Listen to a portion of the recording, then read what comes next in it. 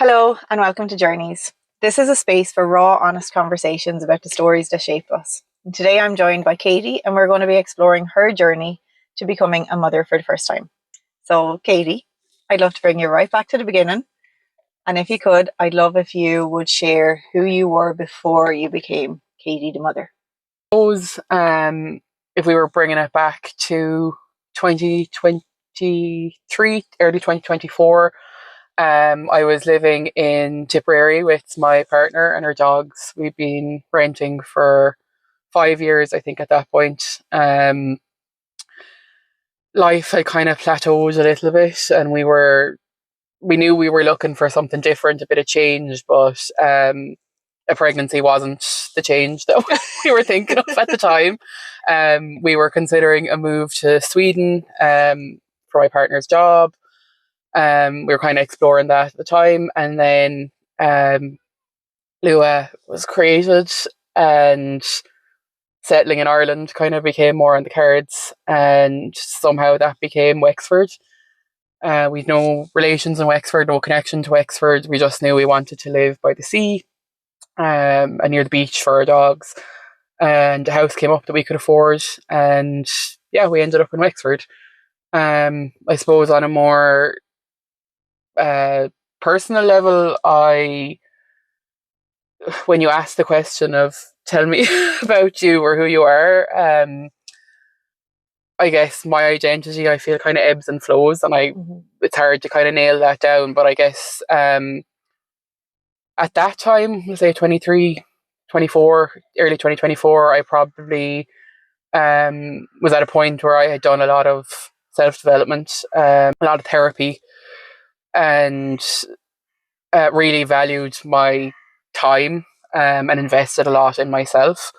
I probably would have been, and am still to a degree, very much a people pleaser, lacked a lot of boundaries, and yeah, probably someone who kind of would have sold my soul in a way for approval or to fit in, I guess, or on a level, maybe some like moral compass of like always being like good and doing the right thing, which is actually very against my nature, as Lorraine has learned. And I think maybe pregnancy kind of unravels some of that as well, in terms of the navigating the maternity system. Motherhood wouldn't have been on my radar for a long time. It's something that I always knew I wanted, but it definitely wouldn't have been something that we were thinking about anytime soon.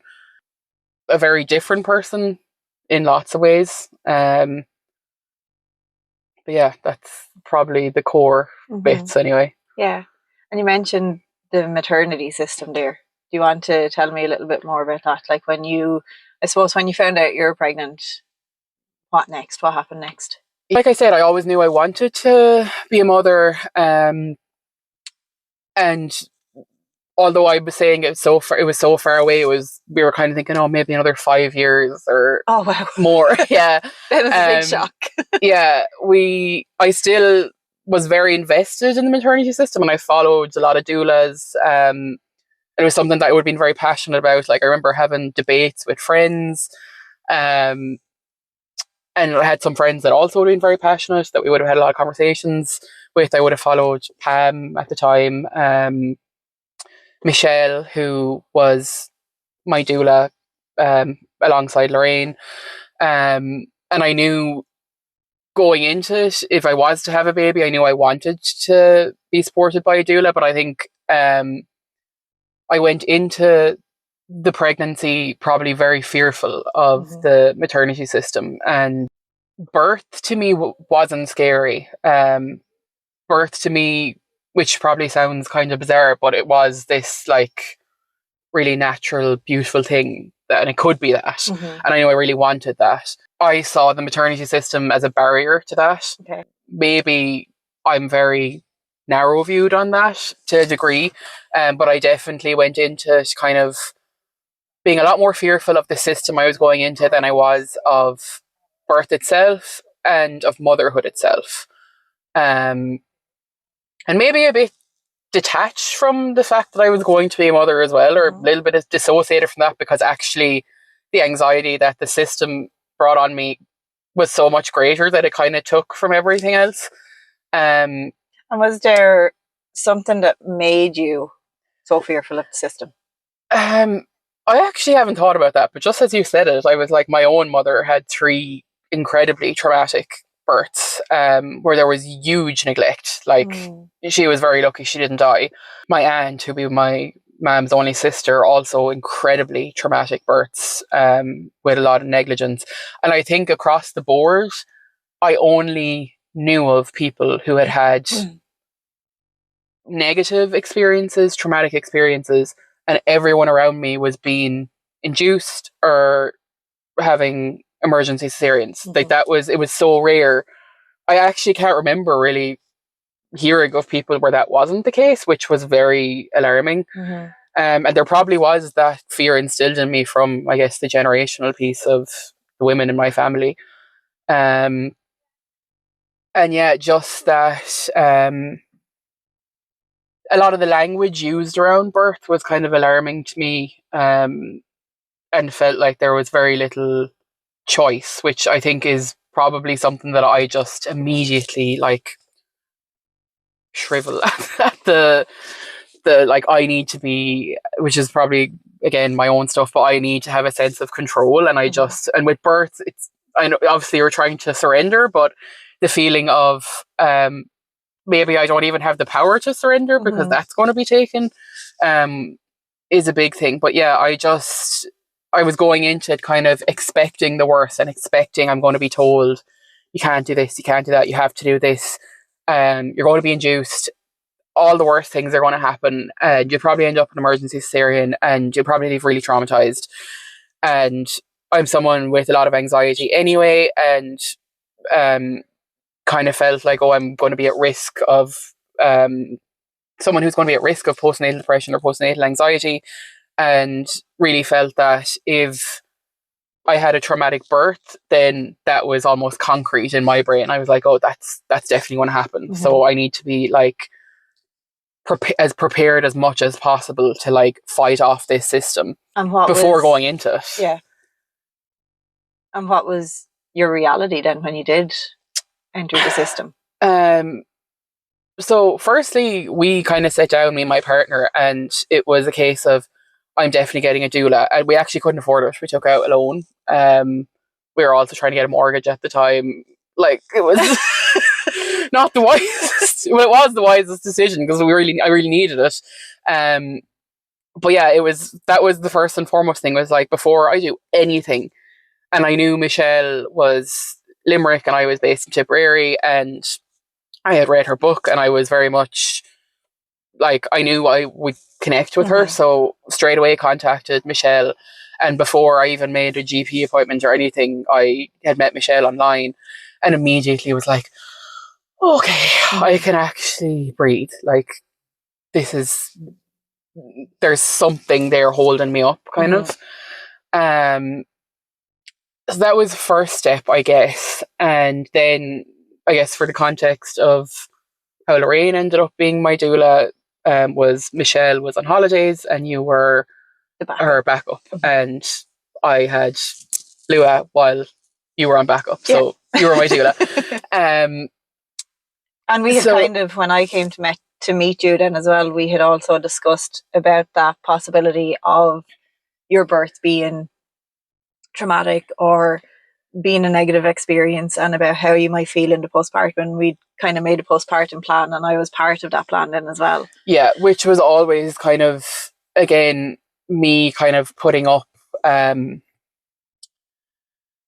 guess how I actually envisioned it myself was, I'm here and I'm just existing and I'm doing what I feel is natural to me with this process. And then I'm going to have these like knights as such in front of me that are going to block off the system. So protection. That meant, protection. So that meant I had you and Michelle were going to be there at this, like, right in front of me. Almost like security guards. Yeah, that's literally, and I would have talked to my own therapist about it too, because she also would have been part of that team, Elaine. So like, and she recorded like meditations and stuff for me. So I kind of had this initial system or like barrier in place in front of me, and then my partner, who, as Lorraine knows, doesn't really take any shit. He was going to be at the forefront, and I kind of had in my head like, okay, I have these layers of protection in front of me that's going to allow me to do my thing. Mm-hmm. And I needed that. If I didn't have that, I'm someone who probably would have crumbled. And like I could talk probably all day about going through the system and all the ways that came up. Like so many things that were said, told, oh, you'll definitely need an episiotomy and make sure you say yes to that. And a lot of skepticism about having a doula and why would you want a doula. And a lot of things did come up where I did leave appointments or set in appointments being like, what the fuck? Or like, I can't do this, or like incredibly anxious. And always feeling like it was kind of this build up or set up to the inevitable like induction. Because that was mentioned from the start, like, you know, we won't let you go over I think it was, is it 41 weeks? And that kind of language, like, we won't let you, or like, and that's the policy. You had hyperemesis during pregnancy as well, and were they using that as a scapegoat to like induce you, or were they given not necessarily. If anything, the hyperemesis was almost not taken seriously by some of the professionals I met. My own GP at the time was amazing, and it was him that initially said, you have hyperemesis and I'm going to have to prescribe you the medication if you're okay to take it. And I was kind of in denial for the first, I don't know, maybe 12, 13 weeks. I was like, sure, everyone has this, like, this is, you know, that pregnancy nausea. And then it was kind of at a point where I remember calling my best friend, and just her sister had just had hyperemesis and had just had her baby. And just sobbing, being like, I'm so thirsty, I just want to drink. And like, I can't drink anything. A teaspoon of water, like instantly so dehydrated. I remember just crying, being like, I just want to drink. And she was like, I think like this might be more. And then my partner just being like, you haven't eaten or drinking in days. And like, I couldn't leave the bathroom. I was getting sick like upwards of 20 times a day.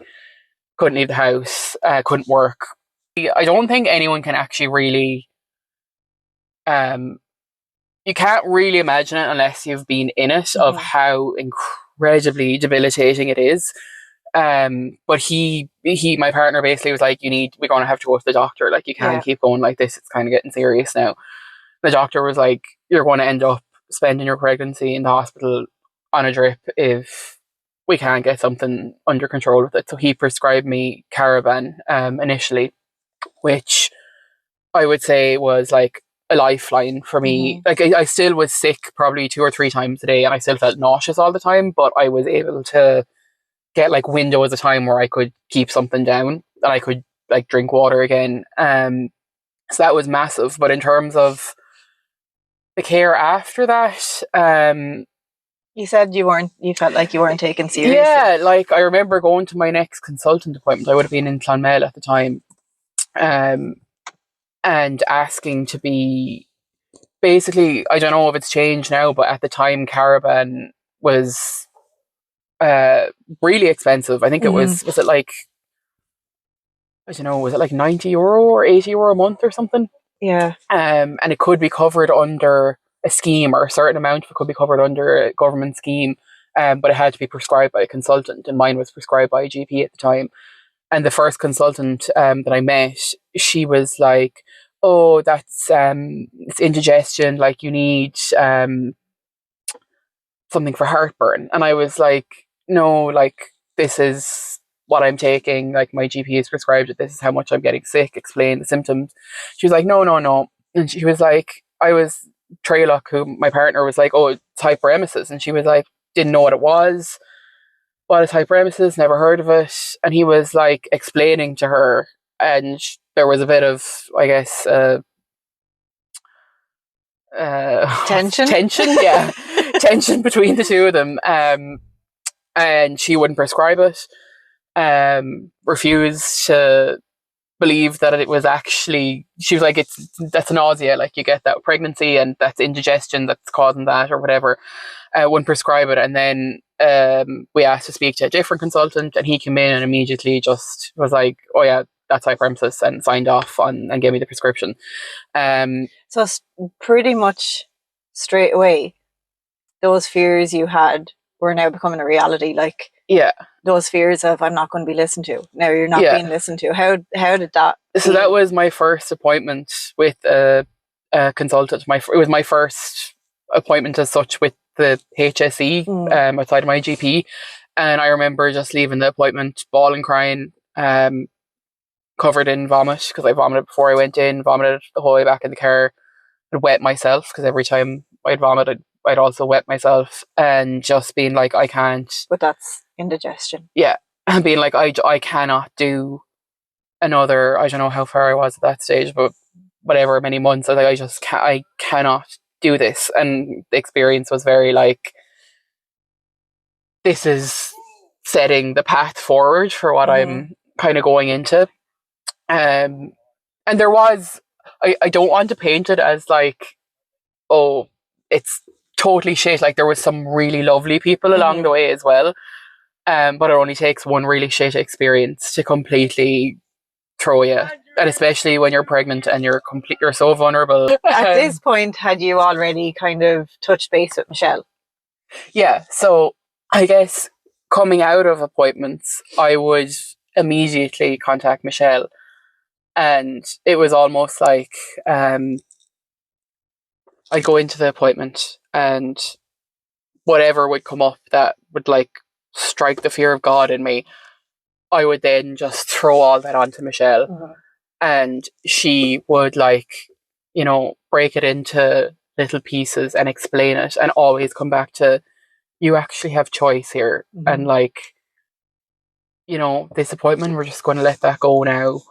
And that was so crucial, not just for me, but also for my partner. We badly needed that. And actually, I think as I went through pregnancy, in the later weeks, I needed probably less of it, in a sense of, I remember one appointment near the end, I was told I don't need anyone in the room except for the midwife, that my partner wasn't needed, you weren't needed, and the only thing that mattered was my relationship with the midwife, who I obviously would never have met before. This would be my first time meeting them, but they were going to be like, I just had to listen to them do what they said, was kind of the message. When it was the doctor said that to me, and she kind of said, no offense to my partner, like, but when it comes down to it, like, when it comes down to, you don't need the doula, she won't need you, it's her and the midwife, and that's all that matters. And was this the same appointment that you were told you'll be getting an episiotomy? Yeah, and to make sure I said yes to it. That it'll heal much better, and it's very important that you say yes to it. And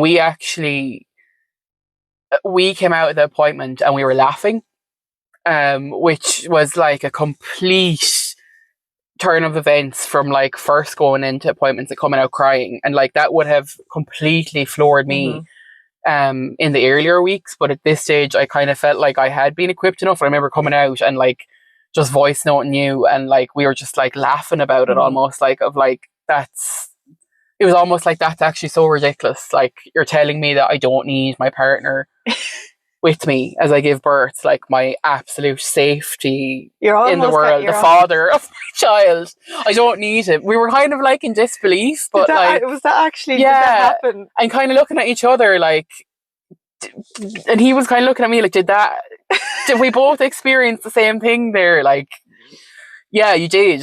But yeah, I think we kind of got to that point where we were almost armed enough, and that was from the doula support. That was from the conversations afterwards with Michelle or you. And actually, my last appointment, was my last appointment that I went to. Because at that appointment, she had said to me, at the next appointment, be ready to book in your induction. And I was like, So now all your fears are like, yeah, I was just like, right she was there. like, would be talking about it and would be booking in your induction. And I don't know, was I maybe 38 weeks at that point? Maybe 38, 39. Um, and I remember being like to you, like, what the fuck? Like, this has hit now. That reality, the time has come where I'm Yeah. going to have to go in and have that, like, ultimate battle that I've been, like, And now you gearing up have like for. a week Yeah. to think on this. Yeah, and I'm so stressed about it. Like, it's taken away from any enjoyment of pregnancy. And I guess in lots of ways, I didn't, due to the hyperemesis too, I just didn't enjoy pregnancy, full stop. Which as well is another layer. Like, I think there are so many people who don't enjoy pregnancy, but they don't really talk about it because it's supposed to be a time that you really enjoy and you're supposed to be grateful for. And now, and excited. Yeah. I had no excitement. Like, I would say it was probably the worst 9 months of my life. I hated every second of it. I was so sick. It was the system. I was terrified.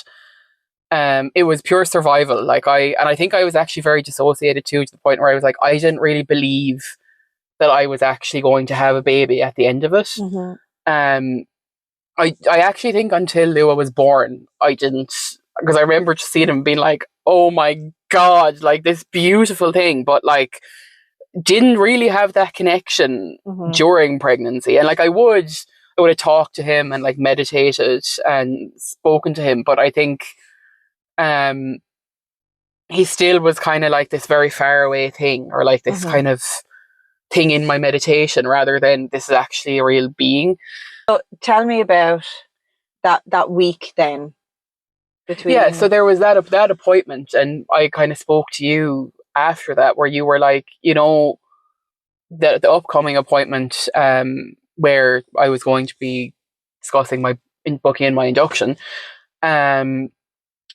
You were like, you don't have to go. Like, see how you feel. Like, maybe that one you don't want to go that day, or maybe you're not feeling well, and if you feel like it's really going to like set you back, then you know you can take a bit more time and see how things go.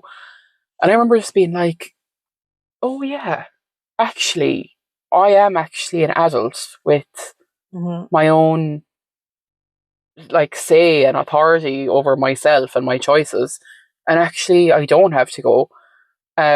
Because the whole way through I kind of felt like a child, like a schoolgirl going into the headmaster's office for every appointment, and you're just, yeah, I'm going to do this, and I don't want to cause any controversy, and I'm going to do what I'm told, even though I was faking that most of the time, to be honest, because I was like, I know I'm not going to do that, I'm not going to do that.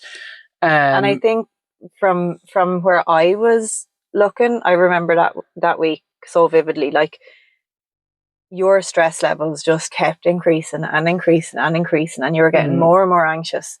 And if there's anything that's causing you that amount of stress, stepping back from it, even for an extra day, you know, makes a world of difference. It makes such a difference. I remember I actually was so stressed about it that I got my partner to make the phone call to cancel the appointment, and rescheduled for a week later. And that was Thursday. So I was meant to go in that Thursday morning, and on Friday Lua was born.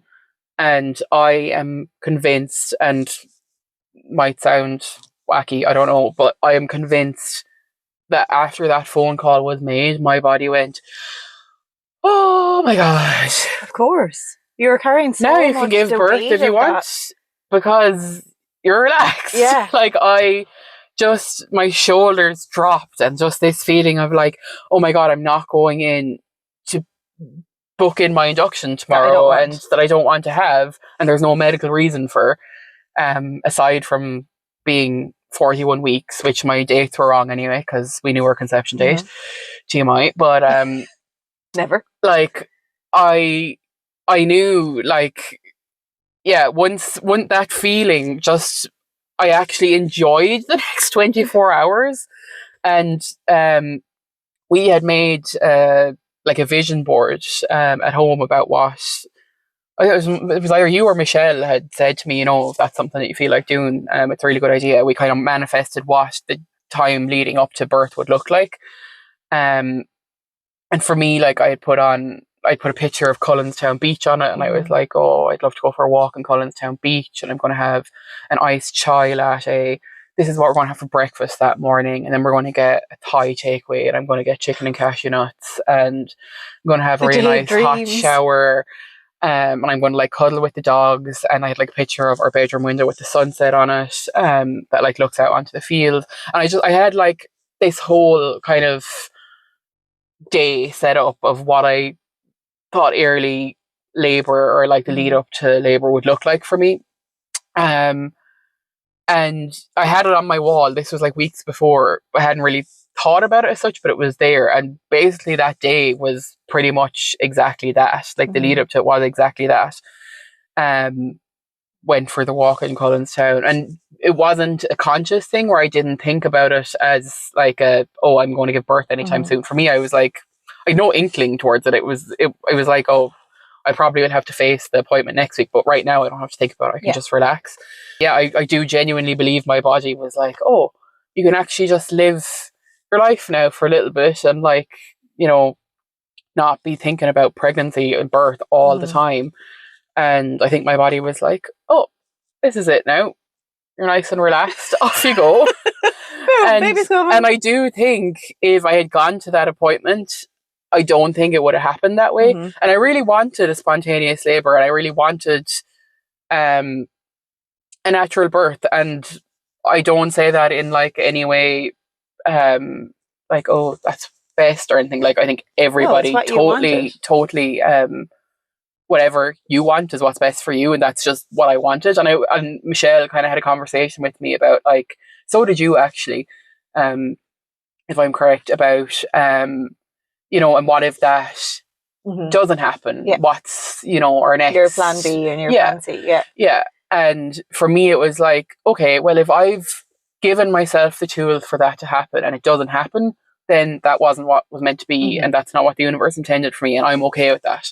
I can accept that, and we'll go with plan B or plan C or whatever happens. But I was like, I think I'll be really annoyed at myself if I don't give myself the opportunity, and I just book in for an induction under no medical grounds, and my body's not ready, and I go into a whole series of interventions. And I was like, that's something that I wouldn't be okay with, or I would find hard to make peace with. This case scenario was a spontaneous labor and vaginal birth. That was what I wanted. And I do think my body just kind of released at that point and was like, oh yeah, we can do it now. Like, we're ready. And then you kind of had that day that you had manifested, and then what happened then at the end of that day? So we had got the takeaway. I had a shower.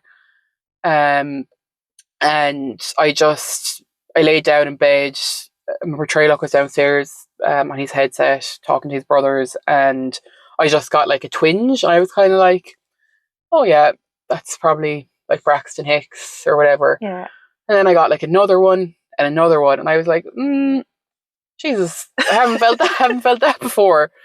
But still was kind of like, it's probably like, if it is anything, I'm sure I'm miles off. Like it's going to be ages before it manifests into anything like big or actual labor. So I was like, it'll be okay. And I just called Treylock kind of to let him know. And then he came up and he was like, Jesus, should we probably call Lorraine? And I was like, yeah, sure. I guess just let her know anyway. More so like, so that if something happened the next day or two, that you're ready, but like not thinking really like I'm going to be having a baby anytime soon. And you were on the phone, and I just remember you saying, you're going to be meeting your baby very soon. And I was kind of like, you're getting a bit premature there. Like it's not happening anytime soon. And then you were like, look, sure, I was like, oh, sure, maybe we'll like watch something, and like, you were like, yeah, just give me a call back and just like keep texting me to let me know like what's going on. So we were like, okay. I'd say it was about 10 minutes later, and I was like bent over, where I was like, oh God, what the fuck is going on? And it was at that point where we were kind of like, okay, this is actually contractions. we're like, okay, maybe we should start timing them, or like just see if there's any pattern at all. And they literally were like 5, 4, 3, 2, 1, 1, 1, 1, 1, 1. And I was like singing, like we were like dancing away upstairs, like through them. And I don't remember this, but you had obviously said to Treylock, if you see a change in her personality, then we need to get moving, like here, like, and it might happen quicker than you think. It might not. We don't really know, but like, you need to keep me in the loop with it. And he says he remembers there's a contraction coming, and he went to start singing the song, and I went, "You don't sing." I love that change. And he was like, "Oh shit, that's what she was talking about." So he immediately rang you back and was like, "Yeah, I think we need to move." And this was all, was it an hour? No, I think 2 hours maybe? there was only about 20 minutes between the 2 phone calls. Oh my God, yeah. It was very fast. Yeah. And that was the point where we were like, okay, we definitely need to go to the hospital. And I just remember thinking, how am I going to get into that car? Like I had been like, oh, I'll go for a walk. And then the second I went to move, I was like, nope, I can't go for a walk. That's not happening. And they're like, I have to get in this car, and I don't know how I'm going to get in the car. I managed to get in the car somehow, but I sat in the car like this, basically. Like, my arse didn't touch the seat. I sat like this. I actually remember when I opened the door of the car. It was like this, and I was clenched my legs the whole way in, because I was like, if I let my legs go, this baby's going to come out. That's what it felt like, the pressure. And I remember just thinking, this is the longest car journey of my life. And every time he was trying to go faster to get me there faster, but then he was going over bumps, and I was like, but I couldn't get words out because I was in so much pain. I was like, I'm going to kill him. It's the most intense car journey oh my ever God, made. Like it was nuts. And I just remember getting to the hospital, and you were there, and you were like, do you want me to get a wheelchair? And I was like, yeah, I can't walk. Wheeling me in the longest corridor journey of my entire life. Like, it was just, I was like, I'm going to give birth on this corridor, in this wheelchair. And I remember you were saying to me, like, you're okay, like, you're safe. Yeah, and like, if whatever happens, like, you're going to be okay. And I was kind of like, I need to get into a room. Like, I just need to get into a room.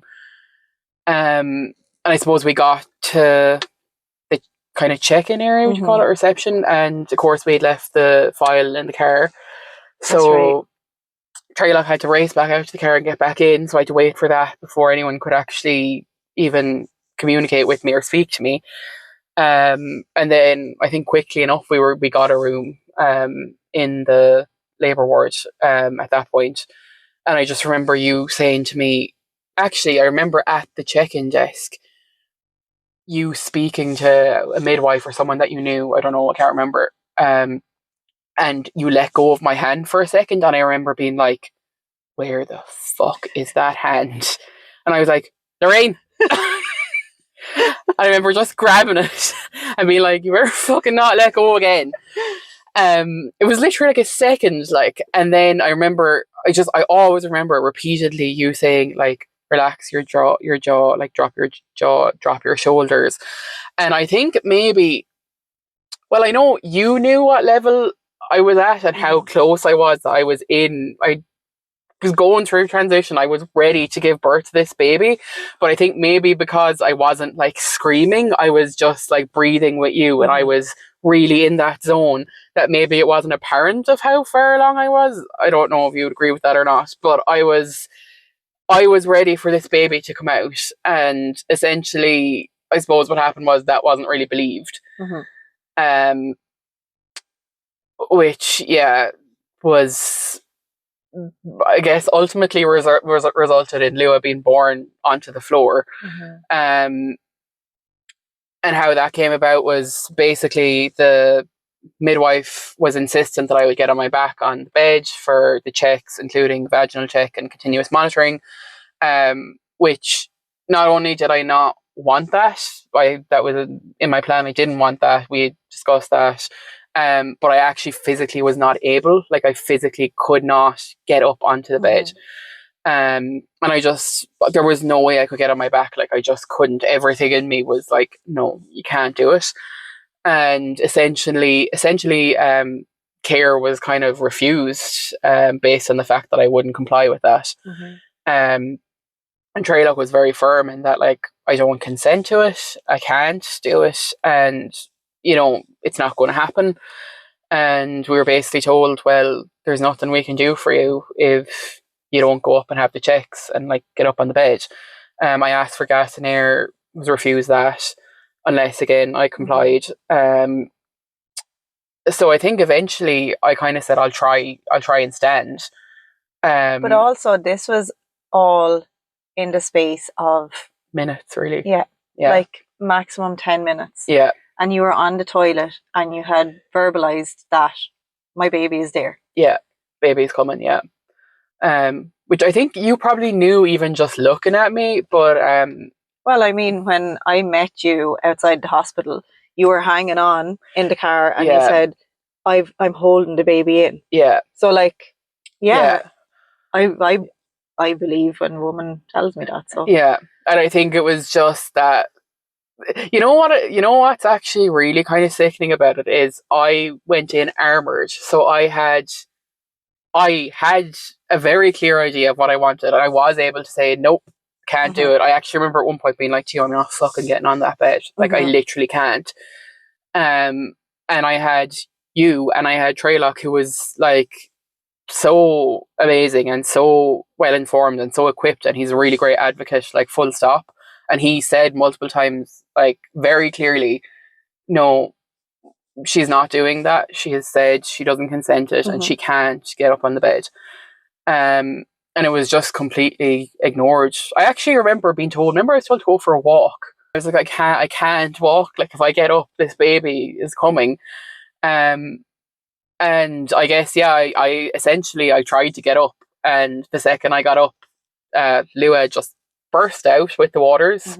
His umbilical cord ripped, and I just remember the midwife going, "Oh, there's the waters," and Treylock going, "Oh, there's the baby," and he was just on the floor, like, and I think we were all just like, "What the fuck is going on?" And like the midwife immediately picked him up, and like I got him to my chest, and like that. I think I probably didn't even really realize what had kind of happened at that point. I was just like, oh my God, my baby. Like, this is just like, I was just so engrossed with him and like the hormones that in this bubble. And I think it wasn't really until afterwards that it kind of had set in for me what had actually like happened and how serious it was. And like the pediatricians came straight in, and like he ended up eventually being in the SCBU, the special care baby unit. I kind of myself almost kind of brushed it off, like, oh, like, oh, he fell on the floor, like he dove out, like my partner's a swimmer, and we kind of like made jokes about, oh, Lewa's going to be an Olympic diver, and like we were kind of making light of it because he was okay, thankfully. And he wasn't injured. He had one small red mark on his back. But I do think definitely his nervous system had been impacted. And I do feel, I guess it was only in hindsight afterwards, I kind of felt that kind of anger, or like I kind of had been robbed of something, because it actually, it was, in hindsight, it was a really easy labor, as like I actually loved, like, which sounds again bizarre, I loved the lead up to that, and I love the pain, but it was like, I don't know, it was like this pain is meant to be kind of, and I actually loved it, and giving birth, I would do that 100 times over before I do pregnancy again. But yeah, it was only afterwards I was kind of like, oh my God, like if I had just been listened to, it would have been really the perfect birth for me. And I guess kind of in the weeks after that kind of hit, and you obviously had been checking in a lot. My own mother was very like, I don't think it's hit you yet. Like, you know what happened. For the first few weeks, he was like inconsolable, like could not be put down. Like, I remember just standing up against the wall with him on a boob, like just like this, the sleep deprivation. Like, he was really unsettled. And it was it was when we went to see Rena, so kind of only really hit me then that, like, oh, I think actually both of us are carrying a lot here. And I remember in that appointment, the first appointment where I met her, and she was kind of like, are you okay? And I was like, yeah, no, I'm grand. I just want him to be okay, like, and you know, I'm fine. And she was like, she gave me a hug and she was like, you know, it's not your fault. And I remember just bawling, crying, being like, oh yeah, I actually do think it is my fault. Like, this, I am actually carrying this guilt. And she just kind of said it straight out to me, which in the most subtle way. But I also felt really like held by her, and like she just got it. Like, and I was able to kind of fall into her. And then she asked me would I like to come back and do a session with her supervisor. So we came back, the three of us, myself, Treylock and Lua. I think it was maybe a week or two later, and what unfolded really was, I don't know what it was, and I don't know what words to put on it or what she would even say, but something kind of magic happened. I don't know what, but basically, you can also probably understand this more, but the way a baby moves down through the birth canal and how they turn. So Lua essentially did that himself. He was maybe like, I don't know, 4 or 5 weeks old at that point. He, on Rena's table, did that. Like, turned himself and turned into, exactly, did the movements as if he was being like born. And he was really upset and like was crying, and like he did that, and Treyla caught him, and he just stopped crying and was just this really like peaceful baby. And the supervisor had been doing like body work on me at the time, and I just was like, oh my god, I just felt this huge release. Like, Treylock was like, oh my god, he was crying. It was like a rebirth is kind of how I would explain it. It was like he had been reborn how he wanted to be born and how it was supposed to happen if I had been listened to. Which I know that probably sounds really woo-woo for a lot of people, but I do actually, there's nothing really to explain it. Like, I don't know what Rena did. She wasn't touching him. She wasn't doing anything. Like, she was just kind of guiding over him with her hand. I don't know what she was doing, but the second he like descended and Treylock caught him, he just was like this, like, I think he was actually asleep. He was just like, everything was as it was meant to be. His nervous system just relaxed. And we got into the car and we were like different people too. We were like, oh my god. I was like, I feel like I've just like had the biggest release. And like since then I actually haven't had any thoughts of like it's my fault, or like I don't feel any guilt, or all I feel really about now is probably like anger that it happened that way. But I don't feel that like real strong, like triggered, like trauma. Yeah, I don't. And I do like would highly, highly, highly recommend anyone who's gone through something traumatic with birth or anything, go to Rena. Like, it was like, it did the world of good for us. We were impacted a lot by it, probably because of the supports we had in place around it. It was, you know, best case scenario in the circumstances that we were in. Like, I think if I had gone through that and I didn't have doula support, I didn't have, because even other supports I availed of were through you. So like, you put me in touch with Rena, we went to osteopath, you put me in touch. Like, the supports around that came through the doula postpartum care too. And I think if we had been in that on our own and we'd had that experience, I probably would have left very traumatized. And like afterwards, that kind of feeling of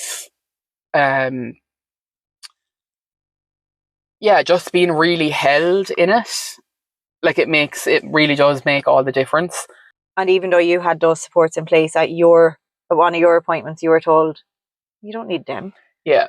So like if someone is saying that to you in this really vulnerable time, and it's a medical professional who and they know best. We trust them, and there's this level of, well, they know what they're talking about. Yeah. So like imagine if you were only thinking about getting a doula at that appointment and you mentioned it, and then they're like, you don't need a doula. You probably go, yeah, definitely I won't, obviously. Yeah. And like I will say till the cows come home, not everyone needs a doula. Yeah. But everyone absolutely deserves a doula, or deserves that level of support. Yeah. Regardless of how your experience has been during pregnancy, in the lead up to becoming pregnant, how your birth experience is. Like just having that level of support changes everything for the long term, for you, for your baby, for your whole family. 100%. And I think that was a testament really to that point of, okay, something did go wrong, not it was something that could have been avoided. It wasn't an unavoidable thing. Something that did go wrong. And I think I would have come out of it extremely traumatized had I not had doula support. And I firmly believe that.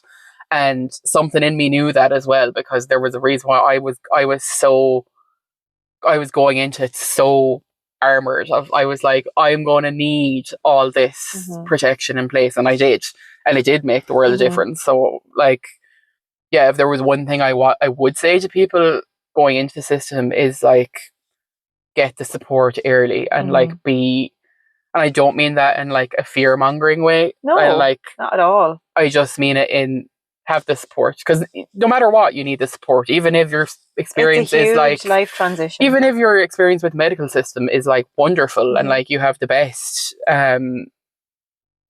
everything happens as you hope for, and you are really listened to and cared for.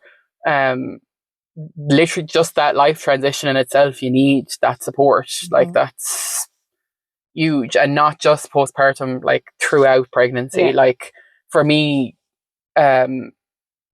I think I probably needed support antenatally more than I did postpartum. Badly needed postpartum too, but antenatally, I think I would have had a mental breakdown, to be honest, if I didn't have that support. I think that's what really kind of kept me together and held me up. But yeah, I would really, and I do feel very strongly about it. And I think not just for first time mothers, for all mothers, like I think it's so important, and it's really frustrating that it's not the norm and that it's not provided by the HSE like it is in other countries. But yeah, it just makes or breaks. And it's not just the birth experience, like you said, it's like that's for life. Like you carry, if I look at my own mum, like remember one of the postpartum visits you did with us, and she was talking to you about her births, and she just broke down. Like she's still, I see you carry it for your whole life. That's your whole life is shaped by it. I know we were impacted by them births too. Like they were extremely traumatic. And it's that generational trauma. That's forever. Like, and that system is going to keep passing down. So someone has to break it somewhere along the line. Yeah. So I think if you can, access the support, then really, really would encourage anyone to do so. And if we go back to Katie pre-being a mother versus Katie now, and all of that experience that you've had through navigating the system, through your hyperemesis, to navigating those hard appointments, making that decision to not go to that last one, and then the birth and the postpartum, how do you think that shaped you, or who do you think you've become now, or how do you feel now even? Okay, there's a lot to that. Okay, identity-wise, I suppose I still am in the what the fuck is going on phase of parenthood. Like, Lua's 18 months. I still haven't had a night's sleep in 18 months, bar once when I was very, very sick. And we're still every day, which you probably say the same thing, you're still every day going, what the fuck am I doing? Like, it's just, you know what, I think it's just the next stage is just another different what the type of what the fuck, yeah. So yeah, in that sense, I definitely am still, I would love to be able to offer some really like insightful, like, oh, I made it through this and here I am thing. Like, I don't have that to offer, sadly, but I don't know if anyone does. I would say I trust my instincts a lot. And I think the whole birth experience really cemented how important that is for me. I think if I was going into it again, I probably would be a lot more like, absolutely, like, no, this is what I'm doing. I think I'd be really strong on my opinion. I think I would. Maybe, who knows? Like, maybe I could completely shock myself. I don't know. But yeah, I think I probably trust myself a lot more. I think I'm impressed with myself of how I did navigate it, because like I said, I would have been someone who was like, good girl, people pleaser, say yes and you do what you're told type personality. Which, yeah, is obviously just layers of conditioning, I suppose. And it was really hard for me to not be that. But I did stay firm in it, and I didn't submit and go, oh yeah, look, it's just less stress to just do whatever I'm told. Like, so I guess from that sense, there's kind of like an inner strength that kind of comes out. I do definitely think now I'm definitely less people pleasy, and I'm a lot more boundaried. And I do think that came in lots of ways, but definitely from a sense of, you look at things through a lens now of, oh, this is actually about my child, not about me. And this is definitely a piece of work that I need to do in itself, but like, it's so much easier to be like, no, or like, I'm not available, when it's in the best interests of your child, versus if it's you, you kind of go, oh, I'll just push through and do whatever.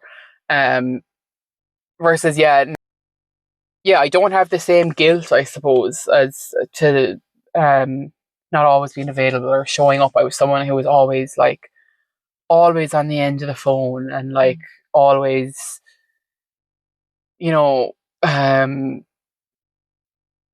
trying to do like the right thing, even if it was at a cost to myself. And I think now I'm probably a lot more selfish, but in like a good way. I think that word, when we think of selfish, we think it's a negative thing. Yeah. It's absolutely not. Yeah. It's not. We have to be selfish. Yeah. In order to be able to give anything to anyone else, we need to look after ourselves. Yeah. And I think 100%, and I think definitely probably still a sense of me that's kind of like, oh, people probably think like that, like, what happened to me kind of thing. Because when people are so used to you, you know, being the way you were, and now like everything has kind of shifted, that can come as a shock, but I don't really care. Good. Which is very different for me. But yeah, it's a weird one. Like, so much changes, but in a way it's kind of like maybe layers of me were shed to be more myself, if that makes sense. I know it's kind of contradictory.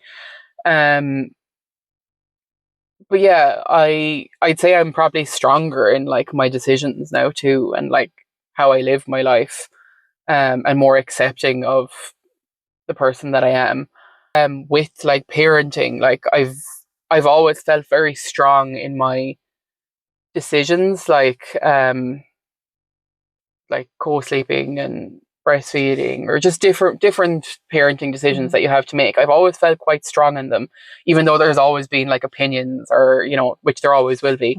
And before, that would have completely like shaken me, and I would have been anxious about it, and I actually don't really care now. But what I would say is, I did find there's a lot of, definitely in early postpartum, a lot of trying to like fix. So a lot of the advice would be like, oh, they're not sleeping, do this, or like, oh, they're not feeding is going like this, you need to do this, or you know, X, Y, or Z. And And there's not a whole lot of space for mothers to be like, this is really fucking hard. But I'm still choosing it. This is what I want to do, and it's right for me. It's right for my baby, but also it's really hard, and that's okay. Mm-hmm. And I think you were probably maybe Trey, like the only kind of voices I had around that at the time, because everyone's kind of coming at you like, do this, and have you tried this? And it's so well intentioned, but we're almost so desperate in society to like fix that early motherhood to be like convenient almost. And I think I found that hard, but I didn't ever lose the kind of gut instinct or knowing that no, this is what I want to do anyway. Even though it's really hard, but it's almost like you're not allowed to complain about being hard then, because you're not sleep training. Yeah, you got to be grateful, and like, and you're choosing to co-sleep, and you're choosing not to sleep train, and you're choosing to breastfeed, and you're choosing to do, whether it's your formula feeding, whatever you're doing, no matter who you are, what choice you make, every mother is going to get it. Like, so you're not, it's not allowed to really be that hard. You're not allowed to complain about it. And I think that's, I find that very hard to sit with. And I think, well, it's not just mothers, as women, we're so apologetic for feeling anything that's like unpalatable. And that really kind of comes to light, I think, when you're in motherhood, probably full stop across the board, but definitely in the early days. Yeah, I kind of would like to be like to mothers, just fucking scream if you want and say, this is fucking hard. And like what I do. Yeah, exactly. And it makes you feel better. Yeah, it does. Yeah, and then other mothers also say, oh, I just fucking wanted to scream my head off today and I'm fucking wrecked. And sleep deprivation is wild. Like, it is, like, am I actually functioning? Like, is this real? Like, the sleep deprivation, I don't think anyone could have really prepared me for that. And I would say, like, no, like, you're going to be sleep deprived to some degree, no matter what, as a new parent.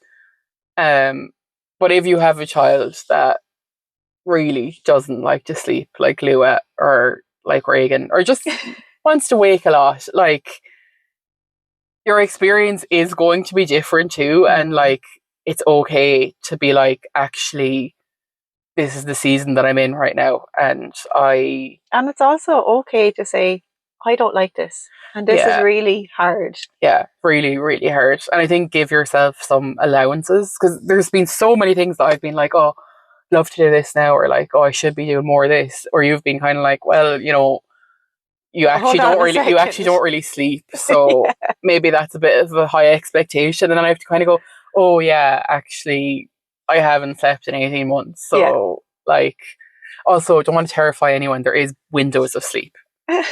It's just like an hour or two at a time, but it does exist. Like, I wouldn't be so different. Yeah, and it is so different for everyone. I do think I'm quite solid in my decisions, which I don't know.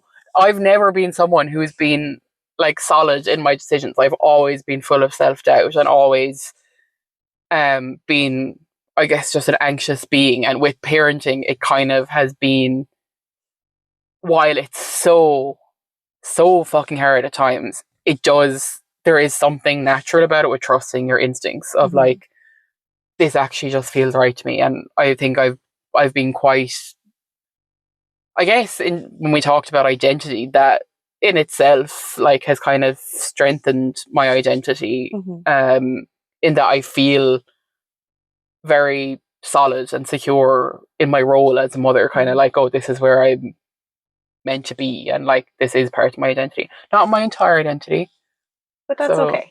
Yeah, just okay. And I have to say, like, I met you kind of coming towards the end of your pregnancy, and obviously I was your doula, and I was your postpartum doula, and then like, we obviously have become friends and everything. And maybe that's a bit of a stretch. But like, I have to say,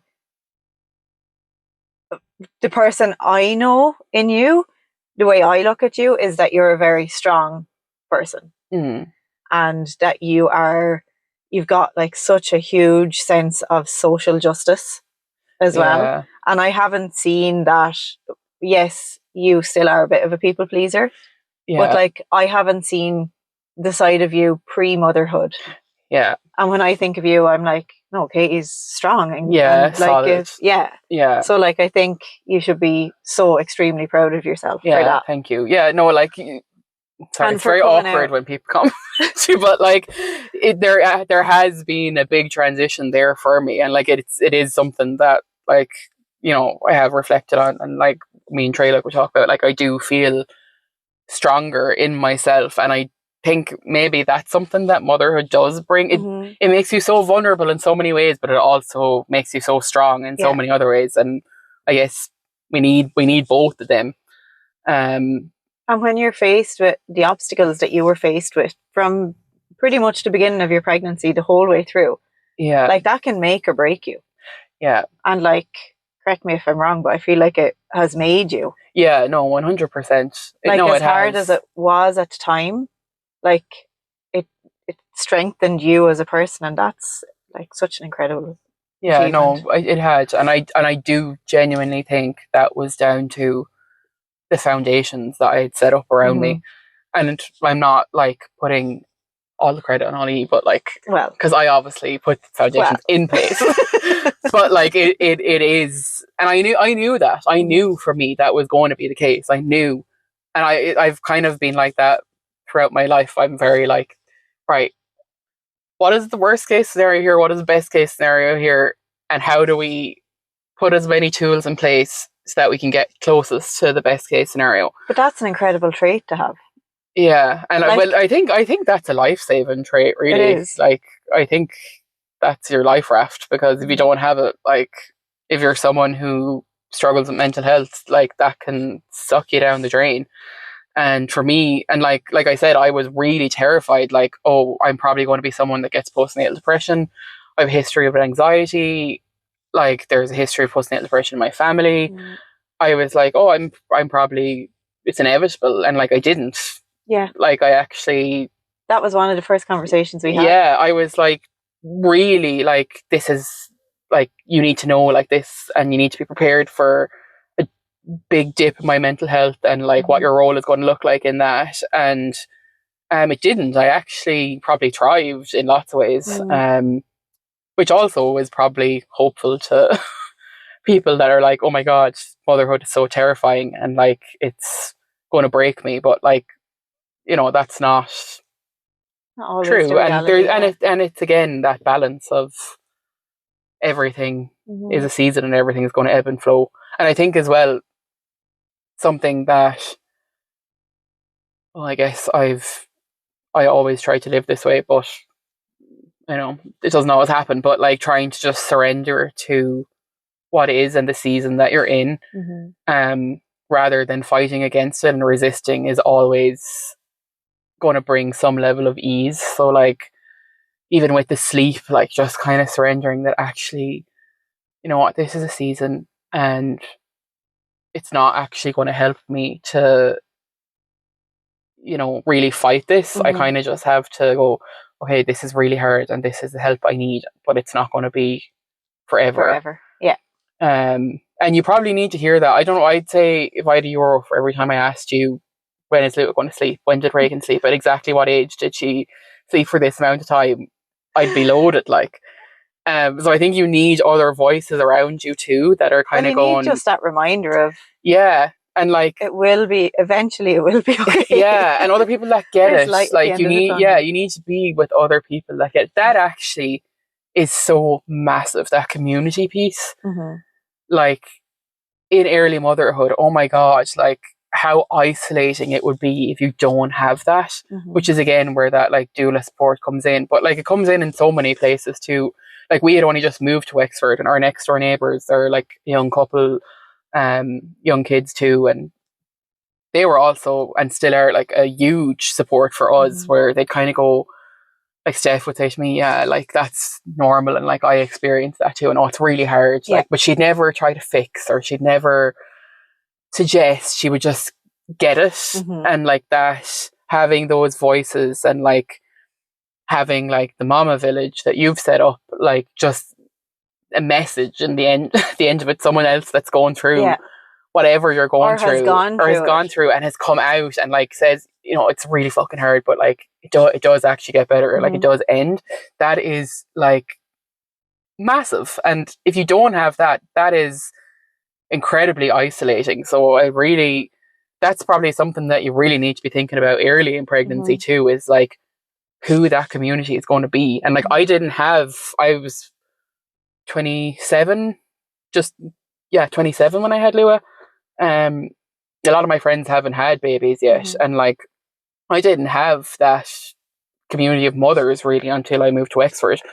And having that is so important. Like that needs to probably be in your care plan. Like like reach out to people, like join groups. Like if you're in Wexford, join Wexford Mama Village. Like meet other people who are in it with you, and people who are going to give you like the really real stuff, and not the fluffy like everything is great and rainbows and unicorns. Yeah, like people who are going to be in the shit with you, and happy to be there.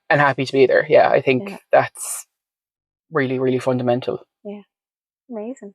Just thank you as well for being so vulnerable and for sharing all parts of your story. Thank you for having me.